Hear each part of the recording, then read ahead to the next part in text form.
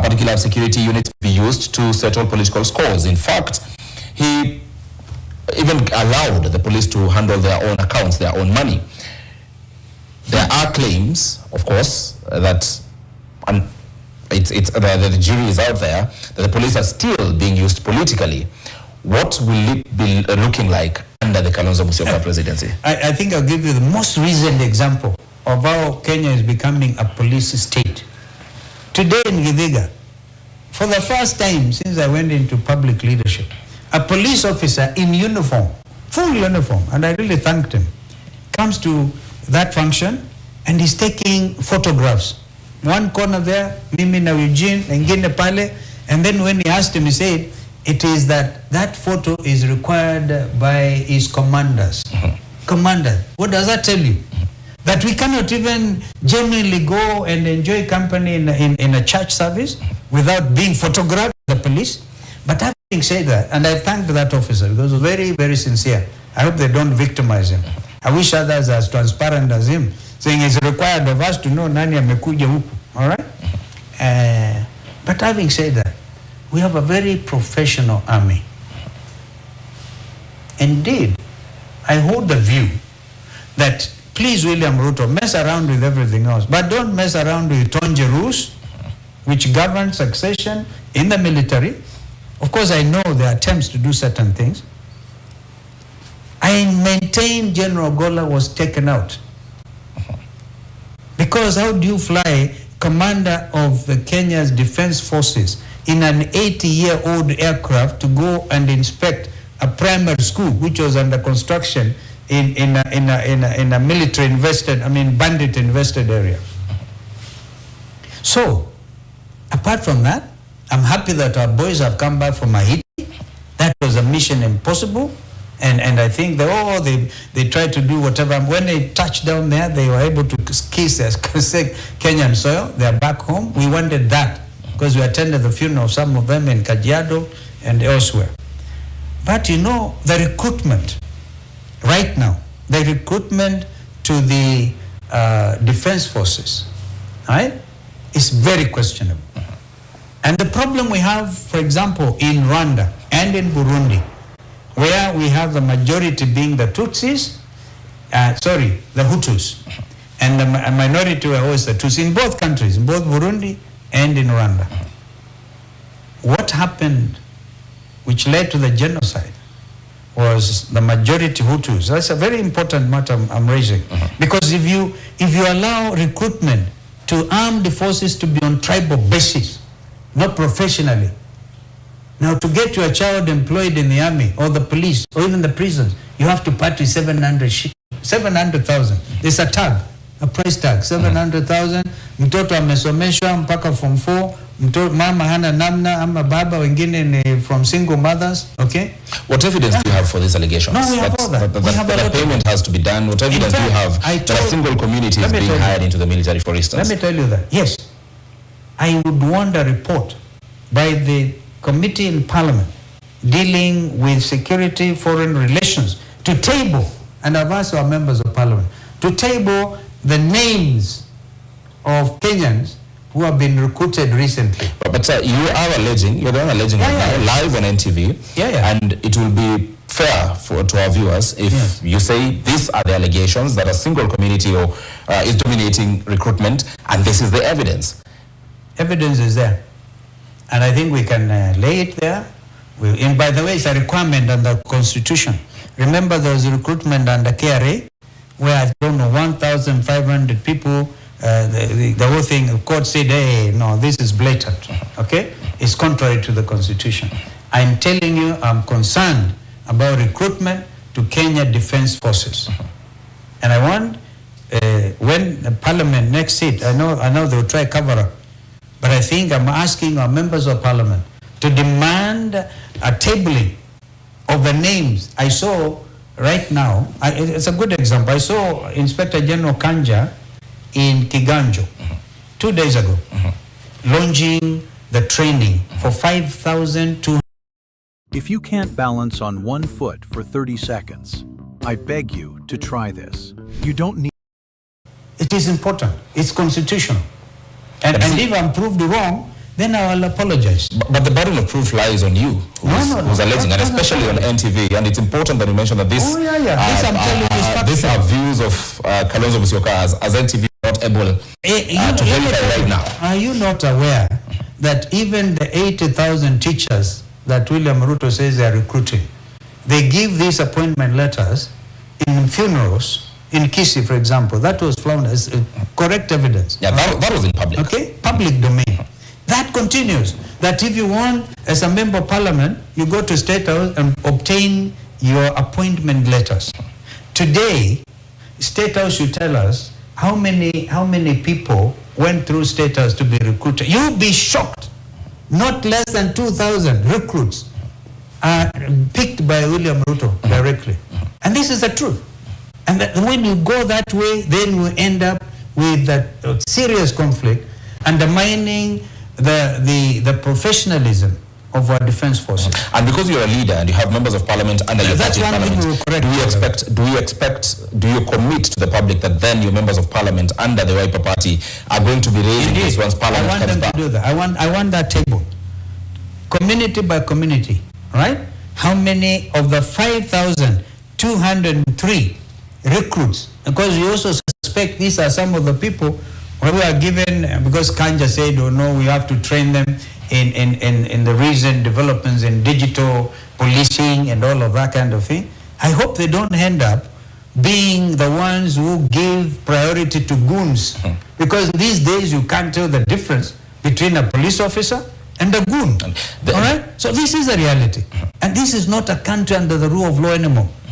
You have never seen me talk like this. And I'm telling you, I'm very concerned. We have a lot of fixing to do. A lot of fixing to do. And there are two issues which I want us to discuss. Very important that we discuss them in this particular interview. One is about elections and the integrity of elections, and making sure that the 2027 election actually reflects what the people or the people's will. But secondly is about the opposition. And this is what I want us to start with. You are mentioned, you've actually stated in the statement that was brought out by Shakil Abdallah that the entire country, should you stop anyone, not sponsor an opinion polls, Kalonzo Tosha. Do you believe that is so? I believe right now we are ahead of William Ruto by far. And I think that's the reason, because he's a consumer. He has said this himself. He's a consumer of first-class state intelligence. All right? So he knows he's lagging behind. Okay? So this is why he has decided, okay, let me deal with the number one fellow who seems to be leading the pack. Okay? And I think that is what he's doing. But I'm not worried about that. I'm not worried about that. All we want to say, let him calm down. Calm down. If the elections come and he wins in a fair and free, transparent election, I'll be the first person to congratulate him. All right? But if on the other hand, he does what is obviously expected, a lot of Kenyans are saying, yeah, in your position, people, how will this fellow, how will you manage him? I want to tell you, we are doing everything possible as united opposition to make sure William Ruto will not steal the next election. We may not have to give you all the details, all right? But I can give you an example. You know, IBC, all right? The IBC as presently constituted is a William Ruto IBC. And we challenge them to come up and prove their citizens and that they are able to deliver the next election. Right now, what is happening even with the registration of voters? What is happening? Even when the by-elections are continuing in Mbere and in Malava and elsewhere, are you aware that they were transferring, and we have evidence? I wish some of these things I could bring for you. They were actually transferring voters from Westlands, register them in Mbere North, yeah, and yet ring fencing. When during a by-election, you should not register voters in an area where there is a contest. Sure. So what I'm telling you, right, we are doing everything we can. We have a team of 100 lawyers, right? We will be taking every matter seriously. Of course, the last line of defense for us is the judiciary. One wonders, because this statement about we are doing everything we can to ensure that the next election is not stolen, then one wonders what happened for then the by-election to be stolen, as the opposition is alleging? Because the opposition says Mbeere North, in fact, there is some petition about it, though about the member of parliament who won. You also claim about Malava having been stolen. If you were as prepared as you have been saying as the opposition, we called on the chairman of IBC and his team, right, to act on Malava. They didn't have to wait for results to be announced. That violence in Malava was enough to say, hey, stop this. Okay? They didn't. We are taking them. We are going to take them to court on that. We are not going to allow any. Nobody in Kenya is, by the way, above the law. So the chairman, Ethicon, and his people, we are going to hold them accountable for what happened in Malava. We are going to hold them accountable for what happened in Mbeere. Okay? Of course, a very strong petition is coming. Yeah, even if you have to steal, you have to steal in a manner that is intelligent. You don't get, even the misuse of state resources. I don't know how every PS was supposed to go to Mbeere, led of course by the deputy president. Of course, you have no problem, deputy president should fight. But now, bringing all these other 600 million shillings plus, I'm not sure about the figure, but a lot of resources were spent or misspent, misused, abuse of office. For example, if it is that Ruku, right, who became the minister, he was the one chasing at 6 o'clock, chasing people from polling station. Some of the young people had to run for their lives. While the constitution says he should not even be taking part in that election. It is a voter in Mbeere North. No, but voter, but in terms of, you said he should not be taking part in the by-election. No. He should vote. Voting he should, but was leading the campaigns.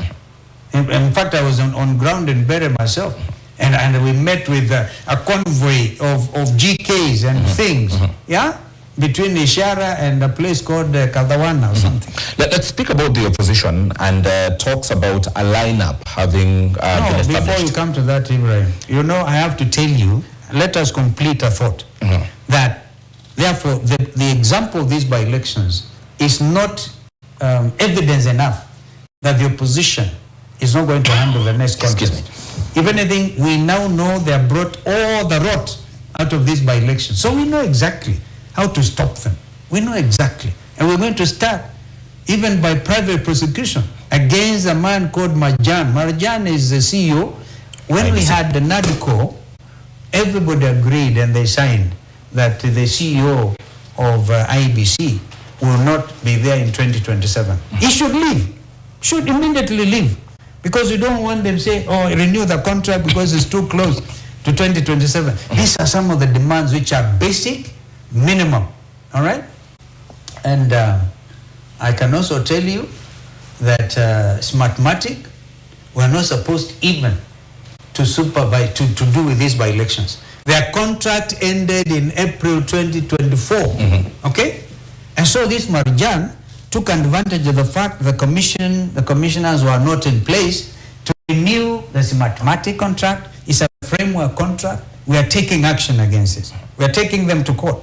So hii mchezo bwana ni maisha ya Wakenya, and we know, and I want Ethicon to know, how did poor Kivui to die? Because when you have a whole country condemning you, can't even enjoy food, all right? And how did his immediate predecessor die? Because this is serious. Because you cannot subvert the will of the Kenyan voters. Now, sauti ya wananchi ni sauti ya Mungu, okay? So, let me tell you sincerely, if I live in this country, one-term movement is unstoppable. Wewe mwenyewe mwenyewe ndo kutoka kwa constituency huko. You natoka pande gani, yuko Rift Valley. Everybody is talking one term. Mpaka they say, okay, let us invent something, two term. Nobody, they are not even convinced that they should pronounce two term. Because it is just following after what Kenyans are saying. And it's a serious agenda on its own, by the way.